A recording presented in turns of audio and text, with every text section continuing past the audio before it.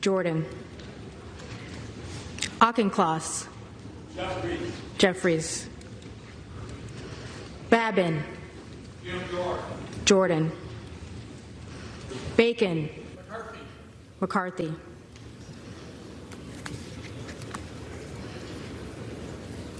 Dumbass. Hey there, guys. Welcome to the channel. So we got to talk about the absolute soap opera that is the Republican side of the United States Congress. And guys, what we're seeing is absolutely ridiculous. What they're doing, no one knows. First we had Kevin McCarthy. Not great, but in a lot of ways, the guy kind of earned that job, if that's even possible. Then Matt Gaetz, who I actually really like a lot, he blew that up for various reasons. Some I believe, some I'm on the fence about. Then we have a chance at Jim Jordan, who I like even more. The guy loses 2 votes. They cancel a third attempt to what? Limp along wounded until January?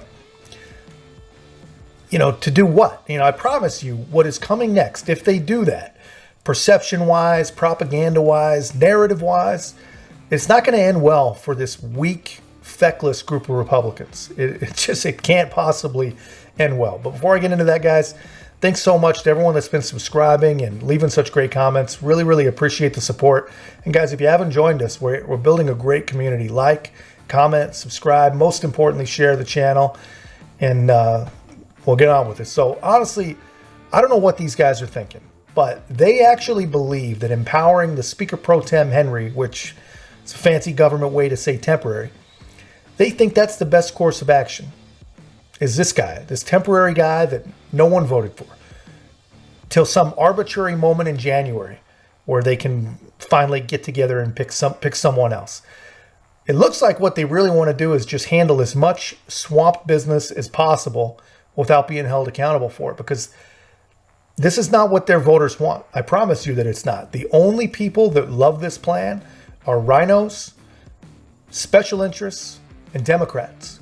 And if you believe the news, they say Jim Jordan loves this plan as well. Back here in Washington on Capitol Hill, there is even more chaos over the Speaker of the House race. Congressman Jim Jordan, who has failed to win the speakership after 2 rounds of voting, is putting a pause on a 3rd vote, and according to sources, may back expanding the powers of the interim speaker, the Speaker Pro Tem Patrick McHenry, as a temporary fix until Jordan can try again.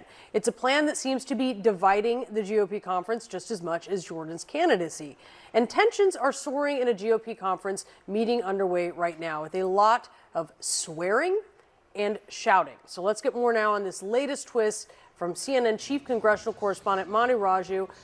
This meeting, Manu, really sounds like it got out of hand. Where are things standing? Yeah, it's been going on for more than 3 hours. It has devolved into a back and forth, tense words being exchanged, swear words being exchanged, including at one point the former Speaker of the House, Kevin McCarthy, telling Matt Gaetz, who led the effort to oust him, to sit down. Gaetz didn't. Some other members cursed at him. One member, Mike Boss, went after him as well, cussing at him several times, we're told. Also, a number of members calling on Jim Jordan, the Speaker nominee for the Republican Party, to drop out. That is something that Jordan is refusing to do. Basically, where this stands right now is that Jordan has said that he would support making Patrick McHenry, the interim speaker, giving him more legislative power to move through the legislative process, take up bills that have been essentially paralyzed amid this fighting within the House. But he says he would not drop out of the race to be speaker. He said he would allow this process to be Pat McHenry to be an interim speaker to happen until January, at which point he'd be willing to move forward. But there's a problem. There has been furious opposition to this idea of propping up Patrick McHenry. One Republican member after another has come out here essentially saying that that is dead, that they will not support that it will not pass the House, and that ultimately they need to abandon that plan altogether here, raising even more questions about how they are going to proceed and whether Jordan will actually drop out of the race, whether a new candidate will emerge as speaker, and whether that candidate could even get the 217 votes he or she will need in this bitterly divided Republican conference. And in talking to these members and leaving this room, it is very clear the tension is very high, and many members are very, very much on the opposite sides about how to proceed. Yeah, so there's that. And guys, you know what drives me crazy? You have Democrat members of Congress at pro-Hamas rallies parroting Hamas-approved and disseminated propagandist lies. And no one wants to say a word about that. But they want to give you breaking news that Republicans are in that room over there and they're cussing. They're cussing in that room. Guys, we are so totally and fully screwed. I can't even put into words how completely screwed we really are. And, can I show you just how seriously some of these members who are voting against Jordan are actually taking this? Take a look at the way Vern Buchanan of Florida is spending his time without a speaker. And then I'll tell you where he's at.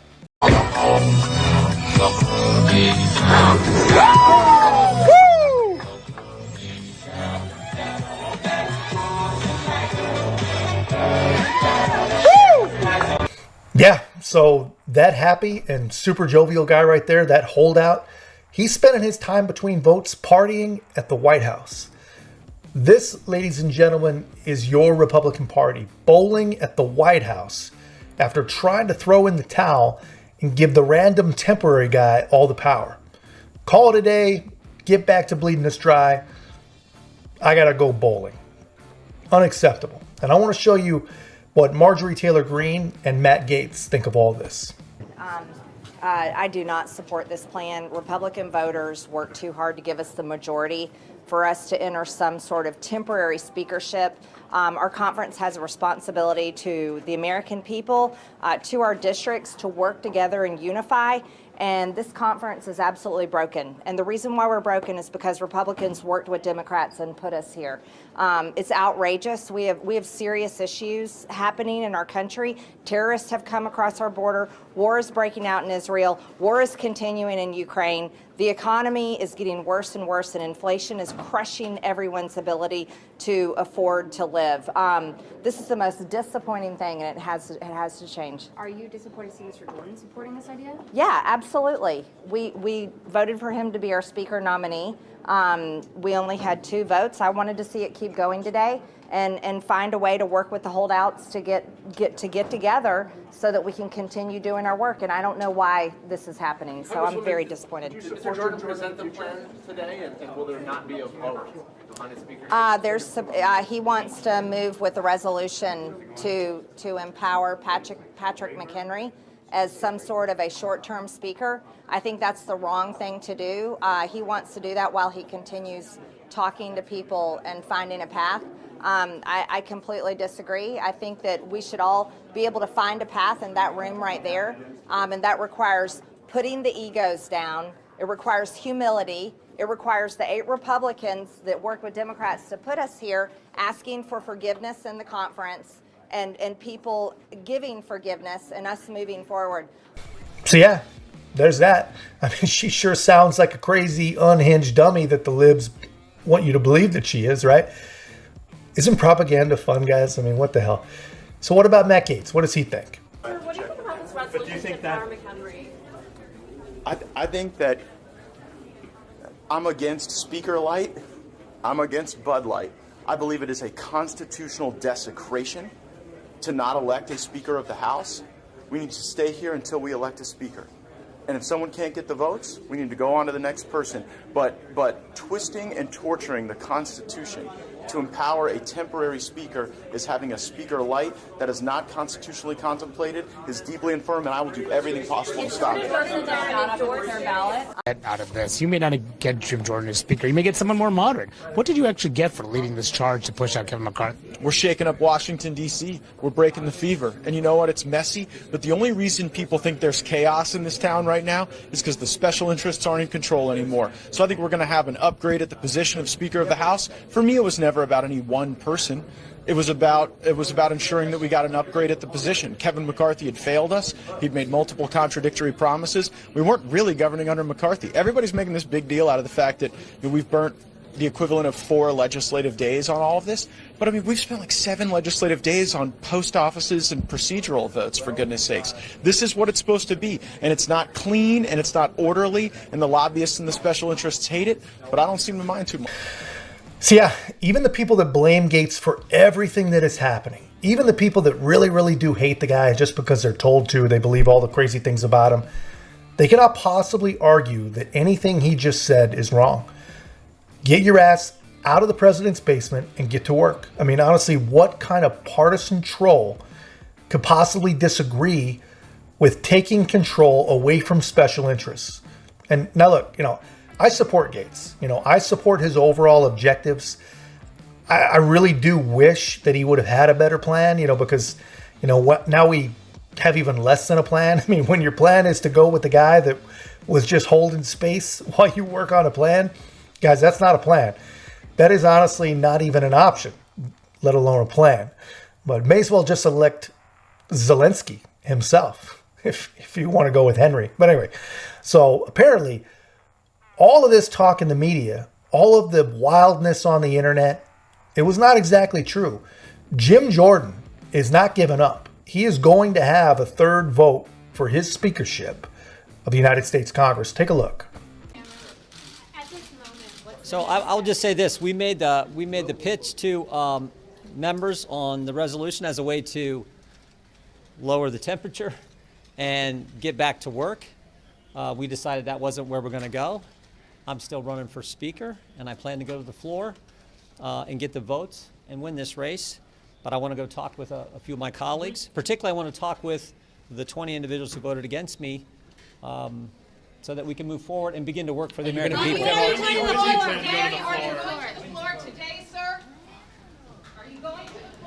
Congressman, is the resolution to empower McHenry dead at this point? Yeah, it won't be offered by Republicans based on Speaker-designate Jordan's announcement just moments ago, and I think that's a good thing. The House of Representatives needs a speaker, not a speaker light.